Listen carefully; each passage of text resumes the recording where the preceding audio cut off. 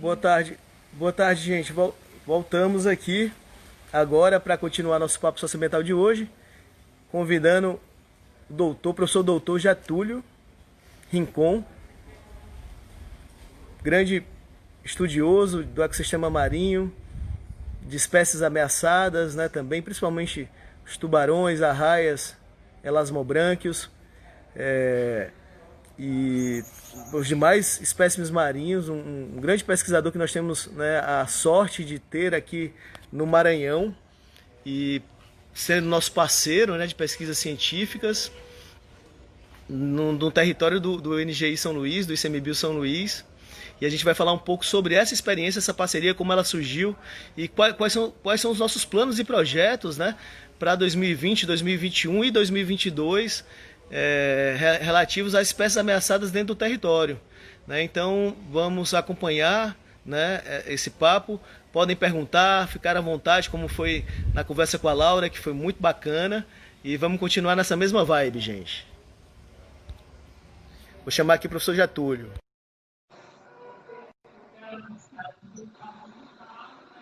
Estamos aguardando aqui o professor Getúlio. Né? Opa, professor Getúlio, boa tarde. Seja muito bem-vindo, meu amigo. Como é que tá? Eu tava Tá tudo assistindo a ótimo, Laura, graças a Deus. uma beleza, né? Muito bom, excelente, né? Os conhecimentos e informações importantes. E eu acho que essa aproximação, professor, com a universidade, o ICMBio, a universidade, ela não é de hoje, né? Ela já tem um, um tempo aí que vem acontecendo e ela é super positiva, né? Eu acho que no IBAMA nós tínhamos uma... Eu sou oriundo do IBAMA, né? Sou analista ambiental desde 2005 e fui pesquisador também, fazendo pesquisa que devia ser autorizado pelo IBAMA, ter que pedir autorização para o IBAMA, na época que eu era pesquisador da biologia. Também destacar aqui que, enquanto biólogo, né, estar fazendo essa parceria com você, com os alunos, né, Lucas e Alice, para desenvolver esses trabalhos, né, de pesquisa na Resex da Baía do Tubarão, é uma grande satisfação, né? Eu já lhe falei outras vezes que, quando eu entrei na biologia, entrei com o intuito de estudar biologia marinha e estudar tubarões. Acabei me desviando um pouco, porque entrei como pesquisador do zoológico e estagiário do zoológico, e comecei a trabalhar com vários outros grupos de invertebrados e educação ambiental.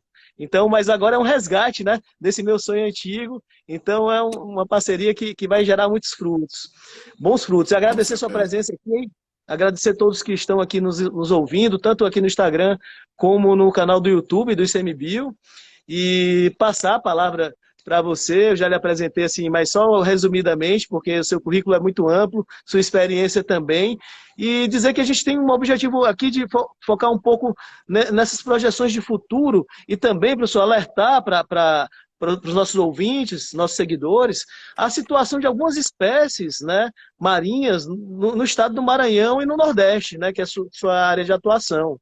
Então, eu passo a palavra para você, já agradecendo demais aqui sua presença e sua disponibilidade.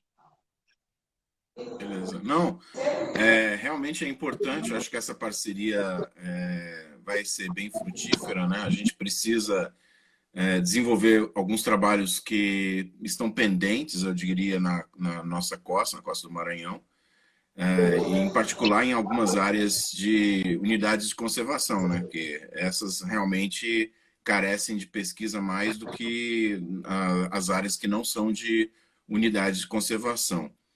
Um pouco, inclusive, porque por motivos que a Laura já identificou e você também acabou pontuando, é, algumas vezes digamos assim, a demanda de papéis, de oficialização, uma demanda burocrática acabava incentivando, ou melhor, desincentivando os professores ou os pesquisadores de universidades a desenvolver pesquisa em unidades de conservação por causa justamente da sobrecarga. Então, eles ficavam assustados, não sabiam muito bem como é que seria. Eu acho que isso ainda permanece, isso ainda se mantém. Entendiam como uma burocracia, né, professor Getúlio? Entendiam como uma burocracia que Isso. não via todo sentido, né? Não, na A gente recebe realidade, o esse problema não feedback. é. Não, o problema não é a falta de sentido, o problema é a sobrecarga. Entendeu? Porque o professor já tem que preparar a aula, tem que corrigir, exercício, prova, tem que orientar aluno, tem que ler projeto, e então fica uma sobrecarga tão grande que acaba muitas vezes assim, ele evita desenvolver pesquisa numa área dessas, ele prefere desenvolver a 100 metros fora dela. Deu para entender? Porque Sim. para ele, do ponto de vista biológico, é o mesmo bicho. Então ele desenvolve 100 metros fora da área da unidade de conservação, mas não faz dentro. E aí que é o problema. Ok, ok. Aí que é Agora, o assim, problema. tem um outro ponto também, né, Getúlio? Assim, quando a parceria que a gente propõe na unidade de conservação é de dar apoio à pesquisa. Né? Se for simplesmente autorizar, mas sem ter um feedback do gestor, né, a disponibilidade do gestor em fornecer informações para o pesquisador, realmente, aí eu mesmo falo que não faz sentido, eu enquanto pesquisador, né? O sistema ele é importantíssimo, mas a gente tem um entendimento, né? Nós do ICMBio São Luís temos esse entendimento de que a pesquisa é necessária e importante, deve ser estimulada. Né? Então, para estimular, a gente precisa o quê? Apoiar. Apoiar no mínimo que a gente tem. O mínimo que a gente tem é informação. Determinadas pesquisas, como, por exemplo, as pesquisas que são de interesse direto nosso, que é o exemplo dessas duas pesquisas PIBIC que nós aprovamos, né, no caso, a pesquisa com peixe-boi marinho, né, na etnoecologia, para fazer um levantamento populacional e também de como é que está a percepção das comunidades, que não só a Ilha do Gato, né, dentro da Resex da Baía do Tubarão, sobre a espécime, é de interesse da Resex. Então a gente vai o quê? Apoiar diretamente essa pesquisa.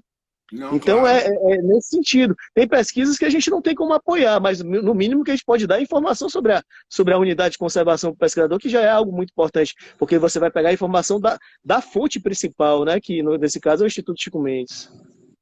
Isso. Não, o que eu estou te dizendo é justamente um comportamento que, digamos assim, geral do corpo científico ou dos professores universitários, digamos assim, que pode acontecer e que não ajuda, entendeu? Que não é legal. É Deveria verdade. ser, e talvez até por falta de esclarecimento, entende? E falta de parceria. Eu diria que também é por problema de falta de parceria. Quando existe essa parceria, as duas, tanto o ICMBio quanto a universidade se juntam, digamos assim, a carga fica dividida. Então, o professor fica menos atarefado preparando relatório, preparando projetos, analisando resultados, vendo se realmente aquilo faz sentido o que o aluno está fazendo, participando das saídas de campo. Então, quando tem a E é uma parceria senhora da... carga, hein, professor Getúlio? É uma senhora carga. Ah, você não faz nem É uma ideia, ainda senhora mais carga. agora com essa história do Covid, fica a sobrecarga é muito grande, porque você tem que dar um atendimento, por exemplo, nas disciplinas para os alunos, é quase que individual, né? Então, você, numa aula presencial, vai lá, dá a sua aula, mata algumas, mas no online, você acaba tendo que responder aluno por aluno. Então, fica muito mais trabalhoso, o Sim. processo é bem mais complicado.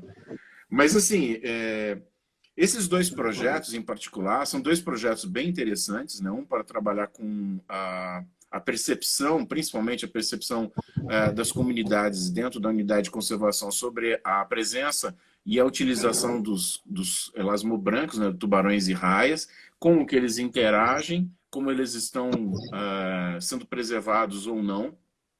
Isso é fantástico, acho que tem que ser desenvolvido. Isso, aliás, inclusive, isso deveria ser um trabalho a longo prazo, a gente tem que pensar nisso a longo prazo, porque a utilidade de muitas espécies pela pesca, ela muda de ano para ano. Por exemplo, eu me lembro que quando eu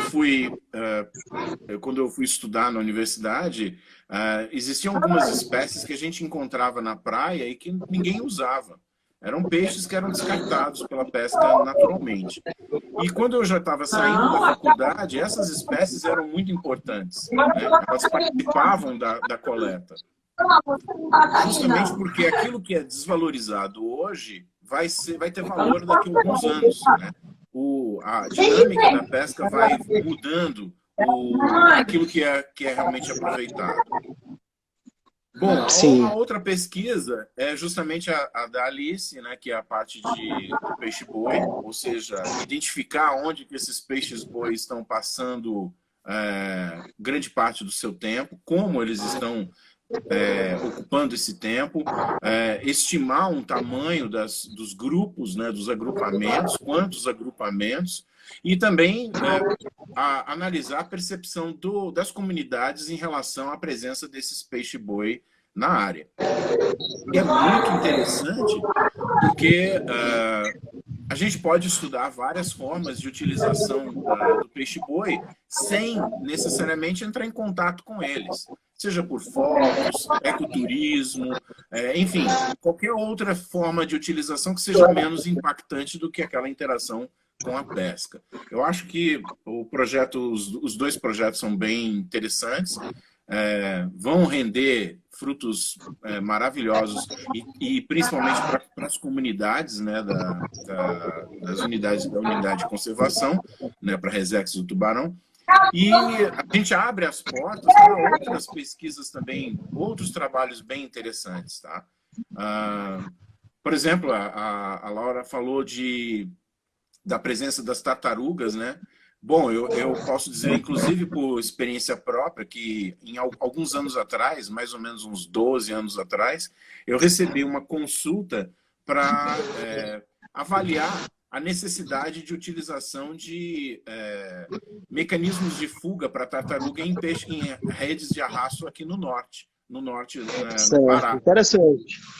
Inclusive tem um trabalho semelhante sendo feito no Delta do Parnaíba pelo professor César Fernandes, mas no caso de captura de camarão, né, para fauna associada à captura de camarão. Bem interessante. Também com mecanismo de fuga.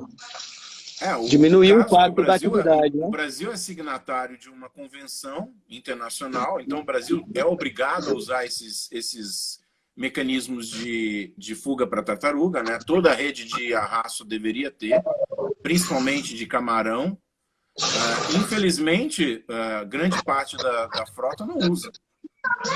E quando a Comissão Internacional vem fazer uma visita para analisar se a frota nacional está utilizando esse tipo de mecanismo, aí eles colocam isso na embarcação.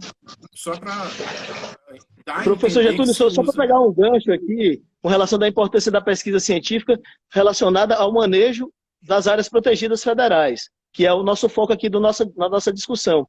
Essa pesquisa que inclusive eu fui orientador de uma pesquisa PIBIC no Delta do Parnaíba, né?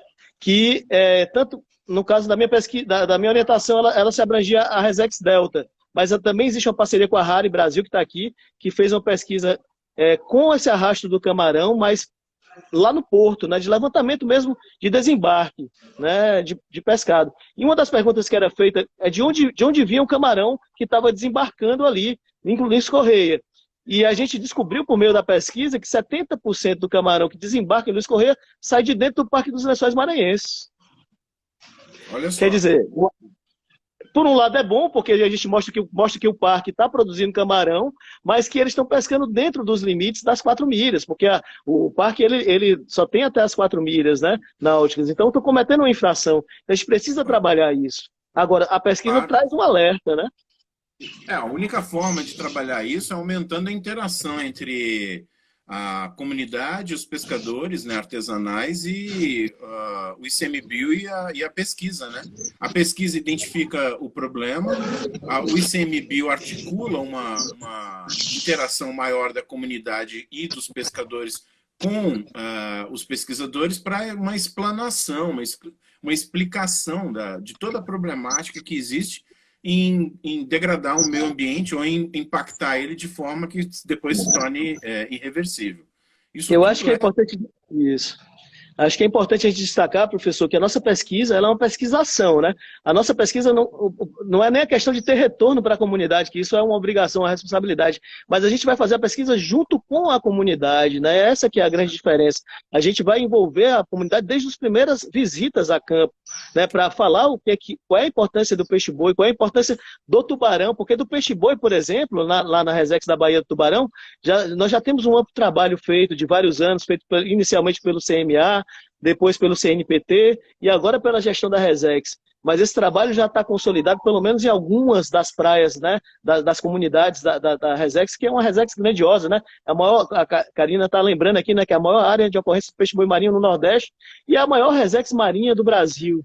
Então, a gente tem várias outras comunidades que não têm a mesma percepção, por exemplo, que a Ilha do Gato tem sobre o peixe-boi, de preservar, de não matar, né, de que o peixe-boi é bom para o ecossistema, que ele, né, aumenta a produtividade pesqueira. Muitos pensam o contrário. Aí, se o peixe-boi já é difícil de trabalhar, imagine os tubarões, que todo mundo, Nossa. né, a imagem que se tem sobre o tubarão é de um animal assassino, quando ele é super importante também para o ecossistema marinho, ele é importante para selecionar as espécies de peixe, ele é importante para a produtividade também, ele é indicador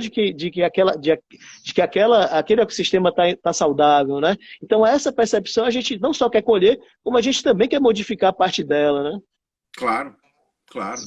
Eu acho que é uma iniciativa muito boa e tudo fomentado pelo PIBIC, né? Quer dizer, a PIBIC Exatamente. começou a incentivar essa interação, essa articulação, essa troca de ideias e as duas ideias foram muito bem recebidas não só pelo ICMBio, mas também pelo PIBIC, né? Pelo programa. Essa parceria ela se iniciou por conta do desastre do óleo, né? O laboratório que você coordena teve representando a universidade na mesa né, de controle para dar um combate a essa situação. E aí nós conhecemos o professor Getúlio, conhecemos o Lucas, né, que é um aluno muito dinâmico. A Alice também, o Lucas foi a campo, né, teve à frente de várias atividades de campo, nessa questão do monitoramento do óleo, né? Do ano passado. E aí se aproximou, e dessa aproximação a gente já resolveu, já participou de outras atividades, junto com membros do laboratório, como, por exemplo, o monitoramento dos peixes, que houve uma mortandade de peixe na Resex Arapiranga-Trumaí no início do ano, e o Lucas esteve lá com a gente ajudando a coletar material, a investigar a causa-morte dos peixes, né? E aí, dialogando, surgiu o edital PIBIC, a gente pensando no que seria mais urgente, mais necessário para o momento, fizemos essas duas propostas, foi aprovado com louvor dentro do ICMBio. O professor Getúlio ajudou a construir, né, desde o início, a estruturação do projeto, e agora vamos executar, né? Já fizemos várias reuniões virtuais para planejar a parte de campo, estabelecer, refinar os protocolos. Acredito que vai ser uma oportunidade única e que não vai só beneficiar o Lucas e a Alice, né, mas todos nós estamos envolvidos e outros alunos também dos laboratórios, né, que sejam bem-vindos, e toda a equipe do ICMBio São Luís. Nossa, gratidão, a gente está nesse processo. Outro aspecto, professor, que não, existem muitas espécies de tubarões que são ameaçadas, né? Eu gostaria que você falasse um pouco sobre isso, né? Por que o tubarão é ameaçado? Como é essa situação? Porque as pessoas, às vezes, acreditam que não, pensam que o tubarão tem uma população, né, estável, ou mesmo é um animal que tem uma certa resiliência, mas não é bem assim, né? Dependendo do grupo. Gostaria que você falasse um pouco sobre isso. Os tubarões e as raias, né? As raias são primas dos tubarões, né? Estão no mesmo grupo, são animais que normalmente produzem um número de filhotes muito baixo, né? Elas não são peixes que desovam na água como milhares de ovos, né, cada vez que se reproduz. Na realidade, eles botam muito poucos ovos. Algumas espécies de tubarões ficam grávidos, né? Tanto as raias quanto os tubarões, na realidade, ficam grávidos, ou seja, o filhote se desenvolve dentro da mãe. E em algumas espécies a gestação é longa, é muito longa. Existem registros de gestação com 2 anos de gestação. Nossa. Ou seja, é a mesma coisa que um elefante, uma elefanta, uma elefoa, segurando, esperando o seu filhote para dar à luz. 2 anos de gestação. É muito tempo. Então, se você bota poucos filhotes no mundo e demora demais para colocar, isso deixa a população muito vulnerável à pesca. Eu acho que deve destacar que no útero mesmo já começa a competição do tubarão pela sobrevivência, né? Porque muitas vezes eles são predados pelos próprios irmãos, né? Não existe essa realidade na biologia do tubarão? Também tem isso. Dependendo da espécie, do grupo, existe também o canibalismo intrauterino, né? Os irmãos predando sobre outros irmãos O tubarão menores. também é vítima, né? Ele não é tão algoz assim como muitos pensam, né? Não. Na realidade, né, pela ação do homem, pela pesca e pela inclusive degradação ambiental, os tubarões e as raias estão sofrendo muito, né? Eles são, normalmente eles estão no topo da cadeia, mas muitas vezes eles regulam alguns organismos retirando os animais que estão doentes, né? Então, por exemplo, de uma população de pescada amarela, os tubarões não vão em cima, não vão capturar uma pescada que esteja muito bem. Eles capturam as pescadas que estão doentes, aquelas que estão mais fracas, aquelas que têm algum problema, e removem elas da população, deixando mais comida para as pescadas que estão boas, que estão bem de saúde. Ou seja, na realidade, você está fortalecendo... Velha e boa, conhecida seleção natural, né, professor Getúlio? E você tá não só selecionando, como também favorecendo uma população mais saudável. Então, você retira os exemplares que estão doentes, seja por algum problema genético ou por alguma doença que poderia, inclusive, contaminar outros indivíduos, e esses animais são retirados da população porque viram alimento dos tubarões. Tubarão não vai capturar um peixe que esteja saudável, que esteja muito bem. É claro que é muito difícil pegar um peixe que consegue fugir. Então, ele pega um peixe que está com maior dificuldade para fugir. Isso não é óbvio. Perfeito. Então, muito bom. Por causa disso, esses animais estão sofrendo muito com a pesca, né? Número baixo de filhotes, um tempo muito grande de gestação e muitas vezes também maturidade sexual muito tardia. Amadurecendo, tem tubarão na nossa costa que amadurece com mais de 20 anos. Quer dizer, ele tem 20 anos até começar a se reproduzir. Isso é muito tempo. É muito tempo. Então, eles não deveriam ser capturados. Numa pesquisa como essa que a gente vai desenvolver na Resex da Baía do Tubarão, qual é a expectativa de número de espécies que a gente deve encontrar, espera encontrar nesse levantamento para aquela área, considerando que é uma área protegida, que o manguezal está conservado, que a própria salinidade do nosso oceano, no caso do Maranhão, do Oceano Amazônico, estabelece uma grande produtividade, né? Tem muitos nutrientes. Qual é a nossa expectativa um número assim de levantamento de biodiversidade de tubarões para a Resex da Baía do Tubarão? Você tem algum chute assim, ou mesmo a gente vai registrar mais ou menos umas 20 a 30 espécies, né? Mais ou menos isso. Ou seja, de tubarões e raias, tá?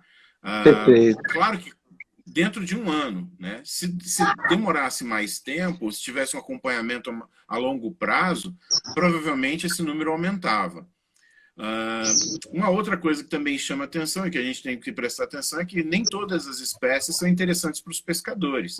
Então, aquilo que eles levam para desembarque nem sempre é aquilo que ele capturou e que estava no barco no momento da captura. Ou seja, algumas espécies eles podem, isso não interessa, não tem mercado, ele corta a linha ou tira o animal da rede e joga na água. O que, de certa forma, é muito bom. Está dando uma chance para o animal se manter vivo ainda, né?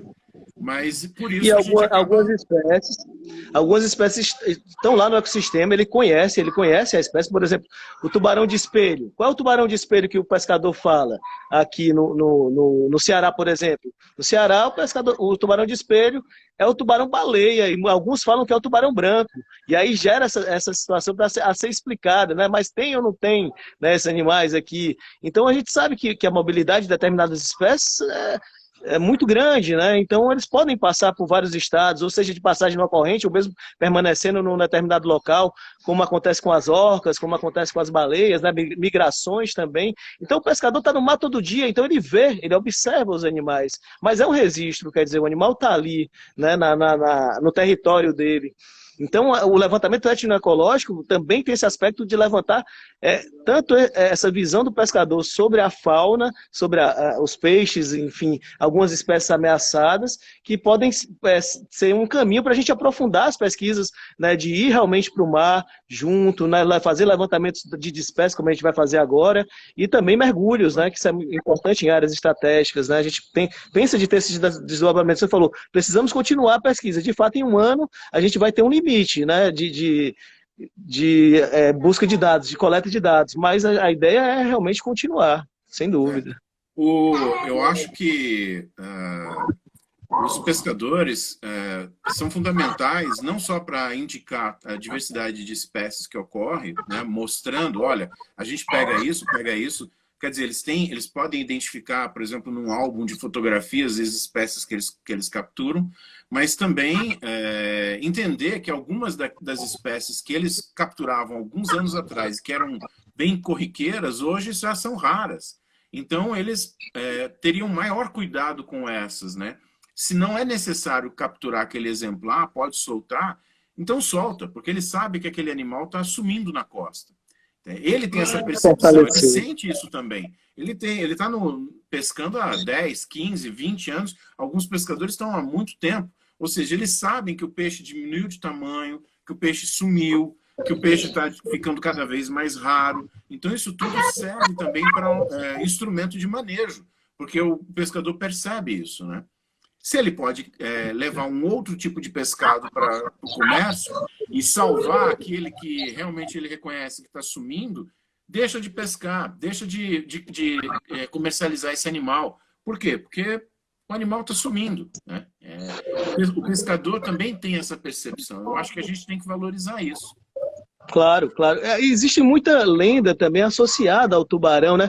O pescador muitas vezes ele pesca o tubarão porque para ele tá tipo se mostrando poderoso ali. Poxa, eu peguei o rei dos mares ali, né? Porque eles consideram o tubarão o rei dos mares. Essa que é a grande verdade. Tem uma mística, né, associada ao peixe. Mas também o que a ciência pode trazer em benefício do ecossistema?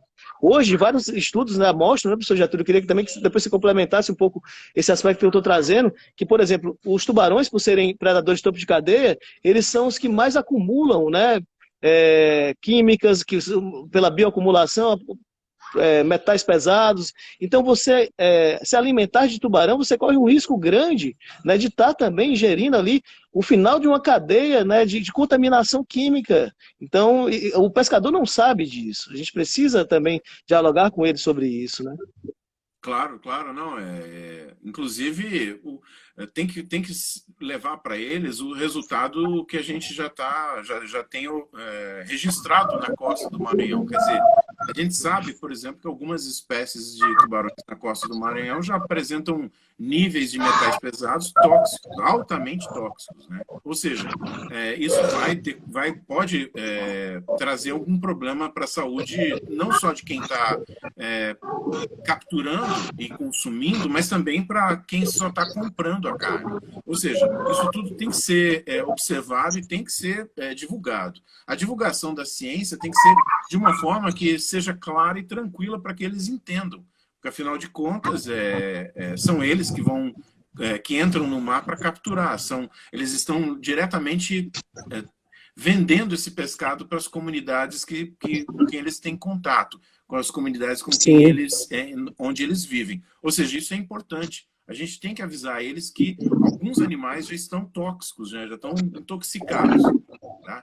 Metais pesados, hidrocarbonetos de diversos tipos, quer dizer, existe uma infinidade de produtos químicos e de elementos químicos que podem intoxicar um tubarão, né? Em vários lugares no mundo já se põe nos pacotes que aquele animal pode ter com níveis de metais pesados muito altos e que o consumo é a risco do consumidor. Que se o consumidor quiser arriscar, isso é o problema dele. Mas está lá avisando já. É a situação, a gente tem exploração mineral, situações de desmatamento, na beira de riachos que fatalmente vão para o estuário, né? E aí no estuário está toda a cadeia produtiva ali que vai se contaminar. Então no Maranhão mesmo nós já temos estudos bem aprofundados, né? Com relação à ostra, contaminação de ostra, contaminação de tubarões também. Então a ideia é levar conhecimento para a comunidade, não só retirar conhecimento e publicar artigo, mas levar conhecimento, fazer essa troca, né? De saberes, que a gente fala, e dessa troca fazer conservação. Né? Esse é o objetivo da nossa proposta. Claro, é isso aí. A ideia é essa, né? Quer dizer, não vai ter como a gente pensar em conservar um recurso, um organismo na natureza, sem fazer isso em conjunto. né? Precisa da parceria deles, precisa que eles entendam tudo que está acontecendo com o meio ambiente, né? Todos os impactos, inclusive a gente tem que notificar a eles também. Não é só a pesca que está impactando na população dos tubarões, mas também tem a mineração, também tem o porto, tem toda uma infinidade de meios de contaminar e comprometer os recursos pesqueiros. Como você falou, não só os tubarões, mas as ostras, o pescado de peixes ossos também. Enfim, todo o ambiente marinho pode sofrer, inclusive o mangue, né? A gente vê o mangue intacto, perfeito, mas a gente não sabe se ele realmente está imperfeito, porque a água que entra e sai com a maré, ela pode estar entrando contaminada e saindo contaminada. A própria situação do ano passado, né, do derramamento de óleo, que inclusive agora outras praias já estão tendo ressurgência disso aí, a gente não sabe o impacto disso no pescado, na fauna. A gente não teve tempo ainda de analisar, de se aprofundar nisso, né, professor Getúlio? Claro, a longo prazo isso ainda vai demorar um tempo para a gente entender o quanto que isso realmente pode impactar, né? Não só isso, mas o problema mais recente, microplástico, né? Já estão encontrando microplásticos em quase todos os organismos marinhos, quer dizer, com certeza isso também está afetando as populações de peixes, não só de peixes, mas de tubarões e raias. Inclusive, a gente pode ter certeza também que pode estar impactando os peixes-boi, né? Porque naquela alimentação deles é muito provável que alguma fração de plástico eles acabam ingerindo, tá? Então isso tudo tem que ser observado. E é interessante, né? Isso. Interessante que a gente vai estudar os dois grupos, né? Os sirênios e os elasmobrancos, são grupos bem distintos, né?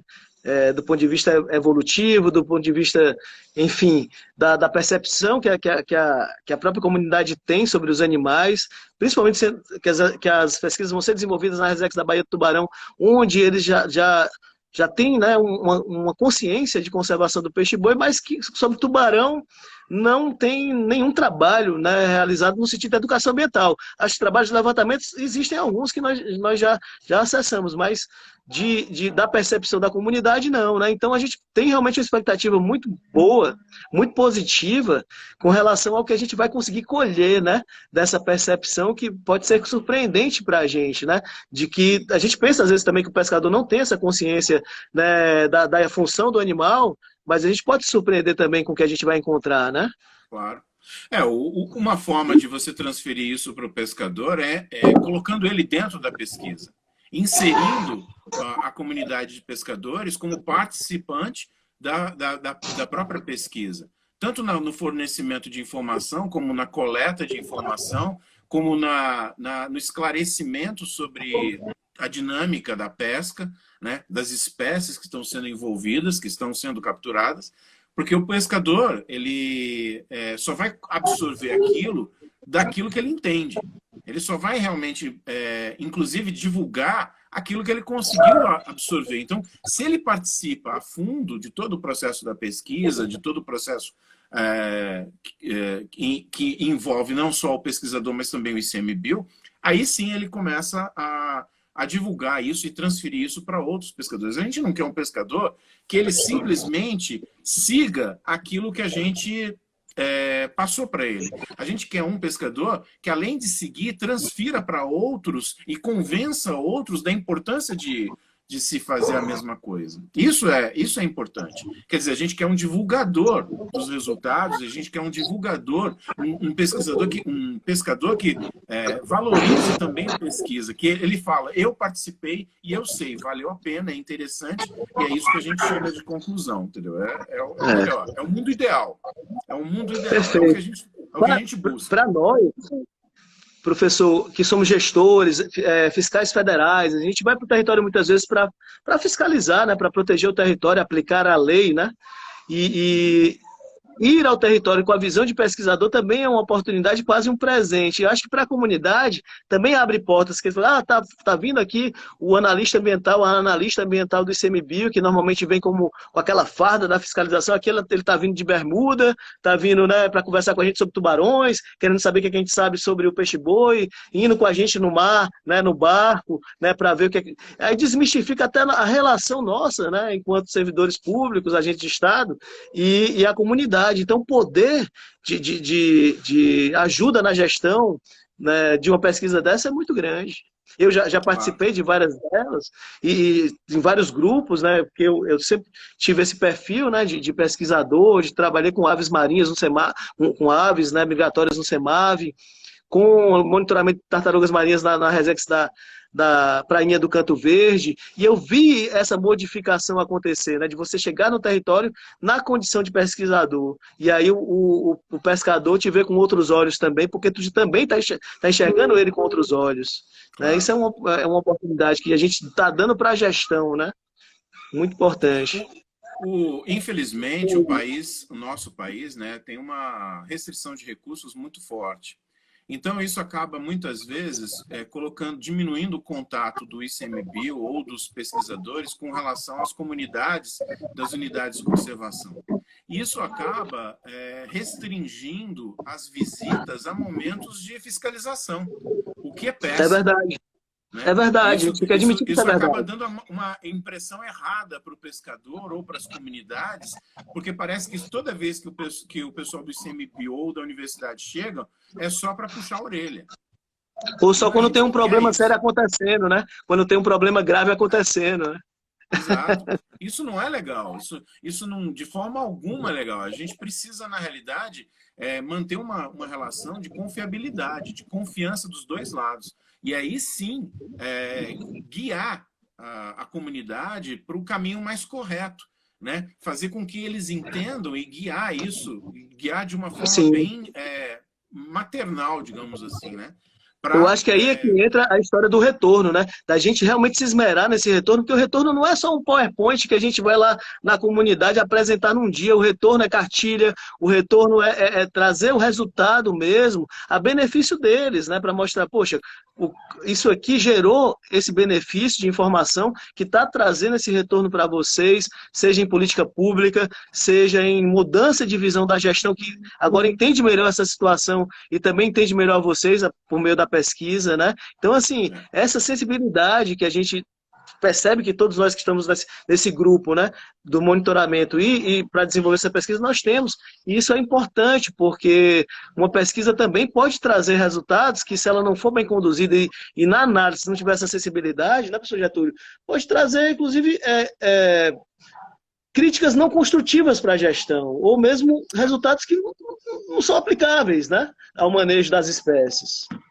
Com certeza. Então, isso tudo a gente desenvolve ao longo do projeto, né? Ao longo da pesquisa, ao longo da interação com as comunidades. Então, você vai construindo devagarzinho, você vai mostrando que a tua presença não é para, digamos assim, dar aquele puxão de orelha ou por causa de uma situação emergencial, mas na realidade é uma construção contínua e que vai durar durante muito tempo. Ela é a longo prazo e que aí então estabelece essa confiabilidade. É como eu falei, infelizmente o Brasil, por problemas de recursos, por problema de dificuldade logística, a gente não tem esse histórico, né? Não tem essa prática a longo prazo. E, inclusive, a gente não consegue ter informação a longo prazo, né? Era para a gente ter uma noção, digamos assim, de gerações sobre a interação da pesca dos pescadores com os animais. Mas, infelizmente, por causa da restrição de recursos, a gente acaba tendo essas imagens pontuais, né? Muito restritas e muito pouco abrangentes. É como eu falei, um ano de pesquisa, um ano de bolsa dos alunos, a gente vai ter uma imagem do número de espécies que é muito menor do que realmente a diversidade que ocorre na região. Isso tudo por causa da restrição de tempo.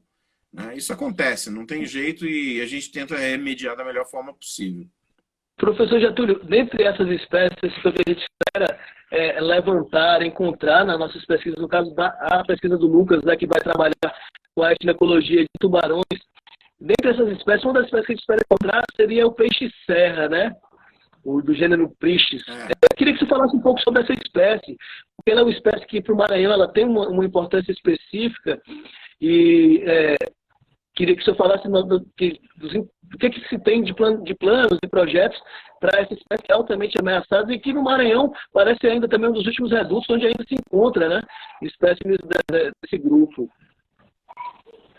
Na realidade, o peixe-serra, o Pristis, né, é uma raia que já tamanhos bem consideráveis, né?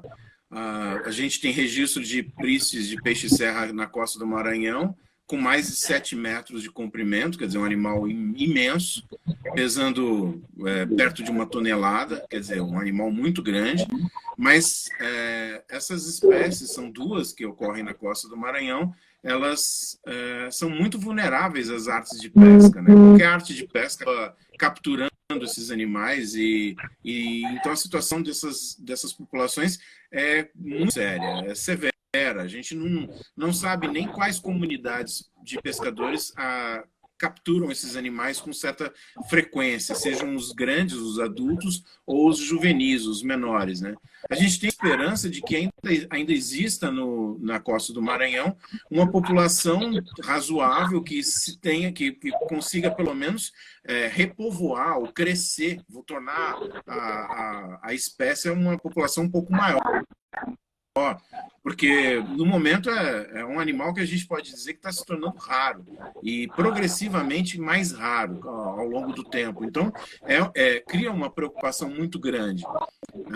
Mas o peixe-serra é emblemático, né? É um animal que ocorre na costa norte, na costa amazônica, junto com, por exemplo, o cação-coati, que é outra espécie que também está sumindo drasticamente na costa do Maranhão, e que a gente precisa ter uma maior atenção a eles, no sentido de tentar identificar as comunidades que estão tendo maior contato com eles, educar formas de soltura no momento de captura, como que eles podem soltar o animal de forma que ele não se machuque e operar ainda na água. Enfim, existem diversas ações que a gente tem que fazer, mas para isso a gente precisa saber onde que eles estão ocorrendo, né? Eu acho que é fundamental. Então, seria muito interessante a gente também ter um projeto para eles. Seria fantástico, não só para peixe-boi, nem para os tubarões em geral, mas em um específico para o peixe-serra e para o peixe-coati. Isso a gente pode desenvolver ao longo do tempo, acho que vale a pena. Amadurecimento, né? Esse projeto, né? Vamos continuar no amadurecimento dele, né? É isso. Vamos continuar no amadurecimento desse projeto, porque ele realmente é muito importante. Né? Vai ter a continuidade que ele está falando. O que eu queria destacar também, por último, te perguntar, professor, quando você digita na internet, assim, a palavra tubarão e Maranhão, ou tubarão no Maranhão, o primeiro registro que vai sair lá é um vídeo, encalhe de tubarão branco na praia da Raposa, eu acho que, se não me engano, é isso. É bem comum. Aí mostra um vídeo de vários pescadores numa rampa, que eu acho que é em Catu, Humberto Campos. Me falam que é em Catu lá. E aí um tubarão, aí o pescador parece que ele engoliu 2 crianças, um tubarão branco e tudo. Aí ele fala o tamanho do bicho, mostrando a boca lá do tubarão. E aí o animal lá, um grande aglomerado de pessoas ali no porto. E vários absurdos sendo falados, né, na filmagem, né? E a própria manchete tubarão branco encalha no Maranhão e engole 2 crianças. E aí você vê que, não, primeiro que não é um tubarão branco, queria ver se você viu esse vídeo com identificação, eu achei que era um tubarão touro ou um tubarão cabeça chata, pelo que eu vi lá no vídeo. E segundo, não engoliu criança nenhuma, né? Foi pescado mesmo, enfim, ali. E que mostra como essa relação, né, das pessoas, pescadores, com o grupo, né? Que a gente precisa trabalhar bastante para modificar isso. A gente tem que tomar cuidado com as imagens de internet, porque tem muita imagem de tubarão, por exemplo, da Flórida, e que é identificado como se fosse aqui do lado. Quer Sim. dizer, o pessoal aproveita essas imagens que estão disponíveis na internet e acaba divulgando como se fosse captura recente na costa, ou acidente, ou enfim. Isso tudo tem que ser tomado com muito cuidado, com muita atenção, para, inclusive, não criar uma falsa notícia, né, uma fake news, e prejudicar o trabalho de preservação dos animais. Aqui na Costa do Maranhão, a gente pode dizer que existem animais que têm potencial para ataque, como o cação-touro, né, como o tubarão-touro, que é o cabeça chata, a mesma coisa, o tigre, mas a diversidade de alimento, o estado de ação da costa ainda é suficiente para dizer os animais não procuram o ser humano para se alimentar, não saem nas praias procurando alimento, então eles têm mais alimento disponível para eles, então não tem motivo para ficar se desesperando por aí, procurando morder alguém por acidente, enfim. Mas acho que isso acontece sempre, não é só no Maranhão, a gente vê relato desse tipo de acidente ou desse tipo de interação em quase toda a costa brasileira, né? É normal. Ótimo. Eu acredito que o que a gente tem pensado aqui para o nosso papo, a gente já deu conta aqui, professor Getúlio, de conversar, né? Não sei, parece que está só um diálogo mesmo entre eu e você, as pessoas não estão acompanhando, aí a gente vê, mas não estão perguntando muita coisa, não sei se alguém está com alguma dúvida, gostaria de aproveitar para fazer alguma pergunta para o professor Getúlio, ou sobre os 2 projetos aprovados para a Resex da Baía do Tubarão, a gente está disponível, a gente está chegando no final do nosso tempo, então a gente abre aí para essas perguntas e, enfim, comentários que queiram fazer, e também para você se despedir, professor. Se alguém tiver alguma dúvida, né, qualquer coisa pode perguntar, enfim. Realmente é preciso desmistificar. Existe muita... E pior, né? Hoje em dia, com as fake news, com a internet, é muito fácil se criar uma situação dessas e divulgar um acidente que pode ter ocorrido em outro lugar no mundo e dizer que é aqui. Realmente isso é verdade. O pessoal está falando, Alexandre, que o teu vídeo está um pouco travado. Então, talvez você não tenha visto as perguntas ou algum comentário. É verdade, eu não estava vendo. Melhorou. Isso, a gente estava... porque agora eu vim mais próximo do roteador aqui. De fato, tem várias perguntas, só agora eu estou vendo, desculpa, pessoal. Eu não estava realmente vendo. Agora sim, ok. Então, professor, mas é isso. O senhor tá... Deixa eu ver, deixa eu acompanhar a interação. Foi muita coisa. Que ótimo. Mas é isso, assim, eu espero que tenha dado conta, né? Acho que é um assunto muito amplo, abrangente. A gente vai convidar o professor Getúlio a estar aqui outras vezes. Vamos convidar também o Lucas e a Alice para falar quando nós tivemos os primeiros resultados do projeto. Com 6 meses, a gente faz um relatório preliminar, né? Já apresenta a própria ICMBio os primeiros resultados, e a gente volta aqui para falar desse assunto, e vamos ter também no próprio site, nossa página do Instagram e do YouTube, a gente vai fazer material específico para fazer educação ambiental com os 2 grupos, o peixe-boi marinho e os tubarões, né, os aladões brancos e arraias. Então a gente pensa muito de subsidiar essa parte de educação ambiental com o resultado das pesquisas, né? Então, vamos aproveitar o nosso grupo de comunicação, né, do ICMBio São Luís e modificar também ampliar, né, esse nosso canal com a sociedade, e muito nesse intuito, com esse propósito, né, de mudar um pouco a visão da sociedade para com os tubarões, que é uma espécie hiper importante para o nosso ecossistema. São espécies fascinantes, inclusive, né, professor Getúlio? A gente poderia falar assim, e mostrar que eles são tão assim, carismáticos nunca serão, como o peixe-boi, né? Não é a fofofauna, né? Como o Lucas costuma falar. Mas são espécies de importância ecológica grandiosa. Se for falar na pesca mesmo, eles são mais importantes do que o peixe-boi. Então, não tem muito o que falar, né?